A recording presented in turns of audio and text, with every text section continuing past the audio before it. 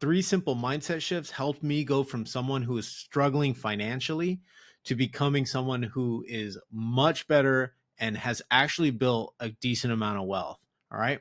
So I want to just share these three lessons with you in hopes that they will help you on your own investing journey and your own financial wealth building journey. All right. So the first lesson I want to go over is Stoicism, right? We've all heard this. We've probably seen YouTube videos on this. There's a very popular author out there. He also runs a YouTube channel. His name's Ryan Holiday. So shout out to him. There's a lot of popular books out there. There's the Letters of Epictetus. There's also a book, Think Like a Roman Emperor, that details the life of Marcus Aurelius. So it's a very, very good and it's a very useful philosophy for everyday life, right? As I was studying this philosophy, I saw that there was a lot of parallels between Stoicism and like personal finance. And it was actually really extraordinary when I started to kind of piece these things together. So the first lesson is becoming a financial stoic, right? It's adopting a mindset to focus on your own internal values and not seek external validation, right? So what does that actually mean? Well, here's an example that I want to use, right? You have your own internal values. You just don't know what they are. You may not know what they are, or you probably do know what they are. You know, some of them is like you place more value on your family, you place more value on your relationships, you place more value on health, you place more value on things, right? These are the things that will help you say no or make you not care about other things, right? If you place a high value on your fitness and your health, you're probably not going to be going to the bars every single weekend, right? If you place a huge emphasis or a lot of value on your family, you're probably not going to be a workaholic staying at work the whole time, and just skipping time with the family. So, a personal value of mine is that I would rather invest my money, right? Because I value financial freedom, right? I value time freedom. I value, my health. I value things that are personal to me that work or a job would probably, take away from. All right. So, it makes it easier for me to say no to a lot of other things. It makes it easier to say no to, going out to the clubs, going to the bars, going partying, spending money on crap that I don't really need, spending money on extravagant trips. It helps me stay focused, right? These are the internal values that I know, right? And I actually have them written down. So, versus an external validation, this is something where you're seeking, either validation from external people, or you're looking for status, right? Here's an example of external validation. You know, you're seeking the approval of other people by buying a very fancy car that you can't really afford, right? To impress your friends, your neighbors, your coworkers. But the funny thing about this, and this is why I love Stoicism, because it makes you look at that fancy car, right? It's twofold. One, on the first one, is what does it actually do, right? It gets you from A to B. Deconstruct it. It's just a vehicle that gets you from A to B, and it has an air conditioner, right, to keep you cool in the summer months, and a heater to keep you warm in the winter months.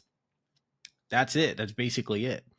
Other than that, it's a huge hunk of metal that you're stuck in when you're stuck in traffic, just like everybody else. You might have $100,000 sports car, but you're stuck in traffic just like everybody else. You can't go over the speed limit just like everybody else because you'll get a ticket. Also, along with that, it it ends up in the garbage dump at the very end anyways. Like everything, all these luxury items, all these luxury goods are going to end up in the dump anyways at some point, right? So this is kind of how Stoicism was able to really like keep me focused. And it was such an eye-opening, read, thoughts, thought provoking. It's a really useful philosophy, and I've adopted it. I try to follow it as best I can. It's helped me in so many more ways than just, personal finance or investing or wealth building. It's helped me professionally as well. It's helped me personally as well, because it helps you deconstruct things. It helps you stay focused, stay grounded. And it's just an overall great, great philosophy. I recommend you guys read into it. All right. So That was the first lesson. The second lesson was quit complaining and take ownership, right? Taking ownership of everything that happens to you, taking ownership of everything around you. You know, there's a very famous book out there, Extreme Ownership, by Leif Babin and Jocko Willink. You know, these were two former Navy SEALs. You know, they went into Iraq during the height of Fallujah, and they came back, and there's a lot of experience that they had that applies to personal life and business. You know, and after reading that book, there was so many good lessons in there. And basically what I took away from it was that I am responsible for everything. So this lesson is taking extreme ownership of yourself and everything around you, right? So when I adopted this really extreme ownership mindset, doors seem to have just opened up for me, right? Which is kind of crazy. They opened up for me professionally, doors opened up for me personally, doors opened up for me, you know, to increase my salary, right? It was pretty crazy that once I started to really dial in and take ownership of everything around me and anything that happened to me and take responsibility for everything, that I was, you know, recommended for promotions. I was given, you know, a nice salary, an even higher salary. I was promoted. Um, and just new opportunities showed their face. My name had a great reputation behind it of getting things done, of taking things seriously, of thinking ahead, being proactive, you know, and that potentially could have opened up even more doors had I stayed employed, right? But, you know, let me dial it back a bit. So, taking extreme ownership, how does this apply, you know, to building wealth and kind of like, you know, the financial mindset? Well, I stopped blaming everything. I stopped blaming people. I stopped blaming, you know, the government for tax laws. I stopped blaming my job. I stopped blaming, uh, you know, my upbringing, my family, my environment. I stopped blaming everything I could and just took ownership of everything around me, right? If something bad happened to me, if something, you know, made me feel bad, I just blame myself, right? Because why did I put myself in a situation like that? Or I could have handled it better, or I, and this, you know, a lot of deep reflection goes with this, like I could have done things much better, right? You know, why did it happen this way? I could have saw it coming. These were the signs. I should have caught that. I should have did better, right? When I started really taking this extreme kind of ownership and this type of accountability and this type of responsibility, my wealth exploded. And the reason why was because when I invested into like really bad, obviously shady, you know, crypto coins and, you know, stocks and this and that, you know, and those things went bad, those investments went bad, I had to really reflect on the lessons, right? Because in every failure, every setback, there's lessons, right? And I had to really look at it, and basically it was my fault for, you know, getting FOMO, fear of missing out. It was my fault for pressing the buy button. I didn't do enough due diligence. You know, I was listening to the wrong people. I didn't even research the thing, right? I took that type of ownership. I blamed only myself. I didn't blame my friends who were the ones who was telling me to buy these things. No, it's not their fault. Why did I listen to them? Right? And that was part of it. That's part of the journey. That's part of, you know, growing as an investor and, you know, becoming better. The whole personal growth and personal development thing. So, adopting this mindset of extreme ownership, you know, I don't know how or why, but the universe seems to, as soon as I learned that lesson, it seems to gift me with more money to go and try again. So even though I've lost $15,000 on rental properties, I've lost, you know, 8,000 or $7,000 on a stock, on trading stocks.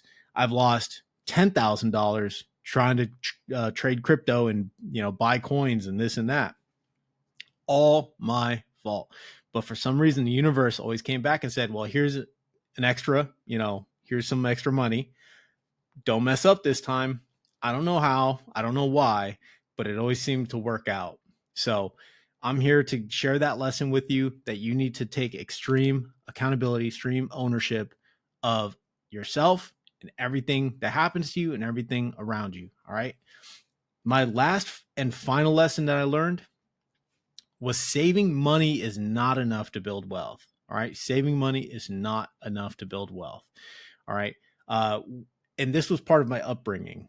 Coming up, younger, all I knew was to work and save money, put money in a bank account, save cash, use that cash, go buy nice things, right? Or pay bills. That was my MO. That was my operating system. That was my framework. That's all I knew, right? I eventually learned that saving money was not enough. It was not going to get me to these extreme amounts of wealth that I only could read about.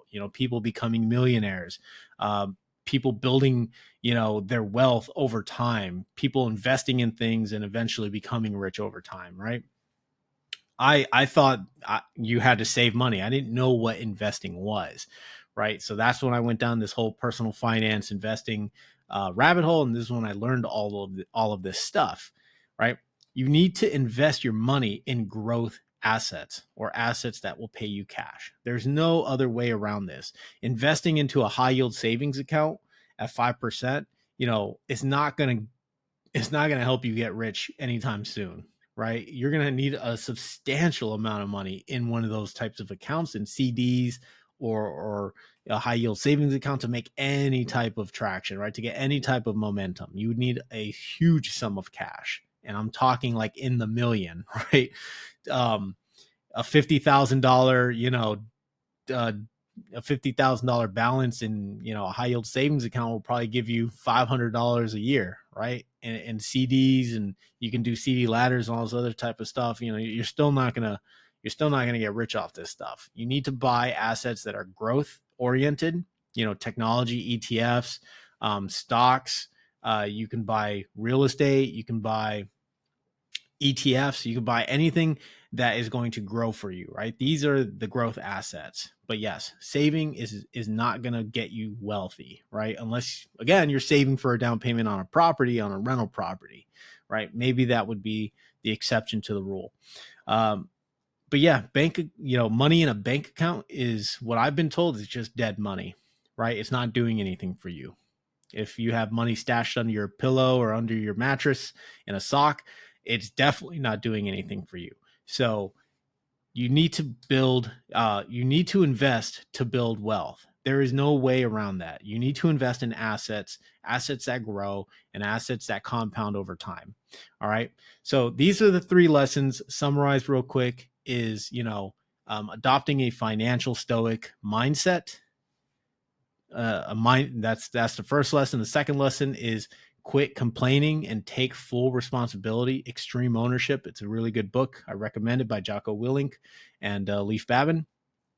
And the third lesson, of course, is saving is not going to build you wealth. All right. You need to invest in growth assets.